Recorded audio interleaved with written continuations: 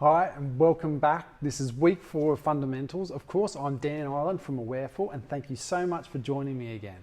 So this is our last week on this 4-week online course. Wonderful if you've got this far. If this is your first video, awesome. You can still watch this one and go back and enjoy the other ones, but it'd probably make a little bit more sense if you watch the other 3 before this one. But anyway, welcome and hello. So this week is a little talk around the negativity bias. We're going to do a real short practice, something I call the compassionate pause, and it's a wonderful opportunity just for a little bit of reflection. And also just a bit of a recap on sort of what we've looked at over the last 3 weeks, and I guess bring it all a little bit together. So we're going to start with this thing called the negativity bias.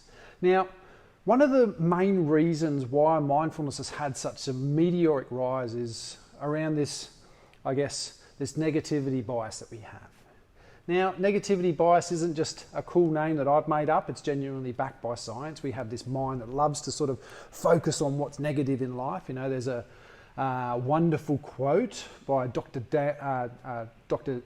Dan Siegel. He says, our mind, all the good things just tend to slide off us like Teflon, but the negative stuff sticks to us like Velcro.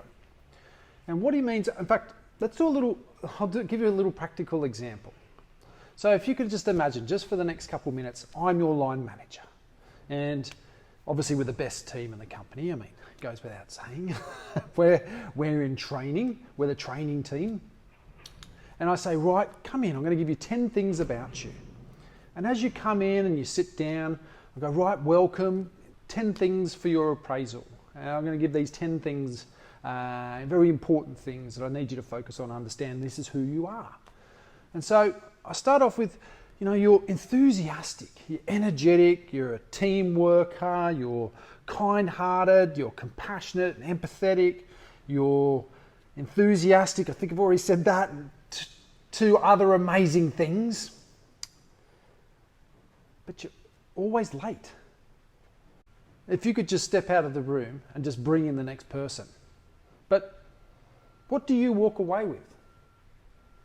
Do you walk away with those 9 incredible things of who you truly are? These are genuine morals and values. Amazing to be complimented on these types of things. These are the things that as humans we should be. Or do you walk away with, I'm always late? And as you're walking past your teammates, you're looking at Jeff and you're thinking, Jeff hates me. I bet you Jeff's dobbing on me today, and he's sort of staring at Jeff as he's walking past. You're like, I've got you, Jeff. You're in trouble now, mate. You're walking past Jeff thinking, that's the rest of your year done in for, Jeff. I'm getting you. And then throughout the rest of the year, every time you're looking at him, you're just thinking, constantly conniving and trying to find a way that you can get Jeff back. Jeff's done nothing. He's done absolutely nothing. But in your mind, you've created this complete scenario because you've only taken away what's negative from it and left all the amazingness, the true essence of who you are back in that room. When in reality, if we didn't have this negativity bias, we'd walk out of the room and we'd think, I'm turning up 10 minutes early tomorrow with a flag. Dan, yeah mate, I'm here. 10 minutes early, log that in your little book, Jeff. All right, Jeff, you watch that too. Anyway, so we have this negativity bias. And so why mindfulness plays such a significant role is that a lot of the time the negativity bias is not truthful, like you probably just experienced in that last one. It tells us tells us some lies every now and again. It not always factual. And so what we're trying to do is catch ourselves in this non-factual state, or this non-factualness, where we're basically just lying to ourselves, and begin to question it. Why am I talking to myself like this? Do I need to? Why am I being so negative about things? Can I calm myself down? If I can calm myself down, will I begin to look at things a little bit differently? And so that's what mindfulness is about creating some space around what's happening. Where is this negativity coming from? Did I actually truly evaluate this situation appropriately? Is what I'm negative about going to actually help me in the future? Is it warranted? before we get caught up completely in the disruption of emotion. And a nice little practice to help you get out of this negativity bias is this little thing we're going to call the compassionate pause. And it's going to take 2 or 3 minutes.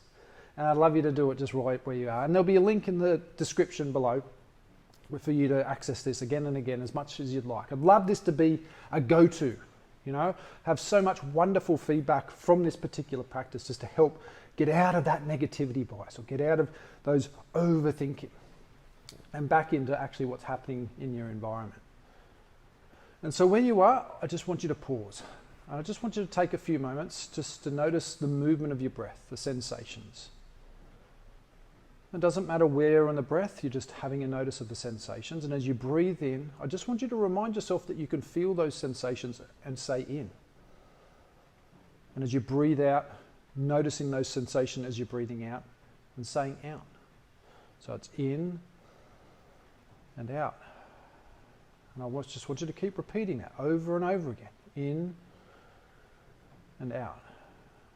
And just keep breathing in this way. In and out.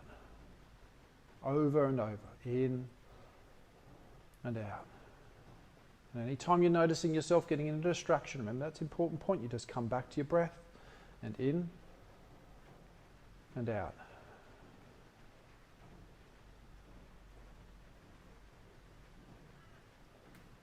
And now I just want you to change the words. I want you to change it to calm and ease. So you're going to breathe in and say calm. Breathe out and say ease. Calm and ease. And just keep repeating that. Calm, ease, over and over. Calm and ease.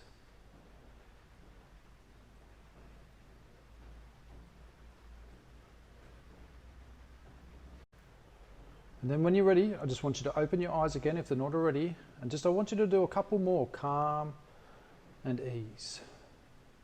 Calm and ease.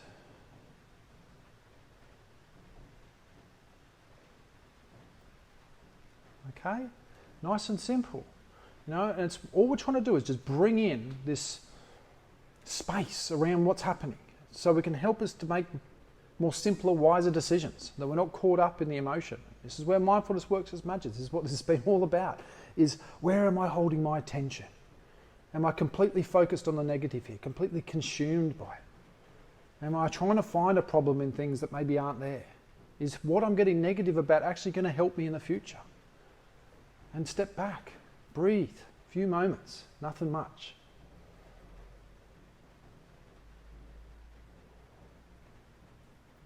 Okay? So the negativity bias, incredibly important part of us. You know, it's one of the reasons why we've survived this long is because we're incredibly risk adverse. But it's not as helpful anymore. Where we used to go out and have to try and kill things and look after and protect, we can go and get our food now from Waitrose, Iceland, wherever it is you're shopping, Marks and Spencer's. You know, you can go into the aisle and pick up whatever you need. So it's not as useful. We get caught up too much in that negativity bias because we're such busy people. We live in this high stress life. We're constantly in this state where the things might be a problem. And this is all we're trying to notice, is that maybe it's not as big as a problem as we once thought. So to finish, just a quick recap. Now I want you to remember what was the 3 key aspects of mindfulness to really start as a beginner that will aid you in going forward. Do you remember what they were? What? Yes, always be kind. Wonderful. That's all you need to do. If you can be a little bit kinder to yourself each day, amazing, especially with how we talk to ourselves. So number 2, repetition. Absolutely. Practice, practice, practice. It makes perfect, as you've heard the saying a billion times. Practice makes perfect. So practice, practice. And number 3 was? Yes, no expectation. That's right. So not carrying with us how the last practice was. Not trying to get something out of it. Just sitting and noticing, just sitting and practicing. That's all we're doing. Just sitting, practice, whatever mind state we're in, we're just practicing. That's all we're trying to do. Okay? So other key points were You know, we're not trying to stop thinking or get rid of thoughts. You know, can we just be with what we're thinking about at the moment and utilize those anchors as we talked about in week 2? As we notice our mind getting distracted, we just come back. We notice it's distracted. Distracted mind is excellent. It means you're practicing.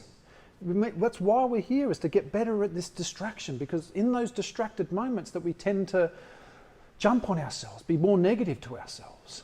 You know, and if something actually needs to change, it has to start now. It can only ever start now. And so that's all you get to work with is, okay, I'm distracted now. I can come back to my breath for a few moments and see how I go. So again, thank you so much for your time. Remember your anchors. Remember no expectation. Remember always with kindness, repetition. We're not trying to stop thinking or get rid of anything. We're trying to work a little closer with it. And finally, the negativity bias. When we're trying to place too much weight on ourselves, can we create a little bit of space around what's happening for us to make a more wiser, simpler decision?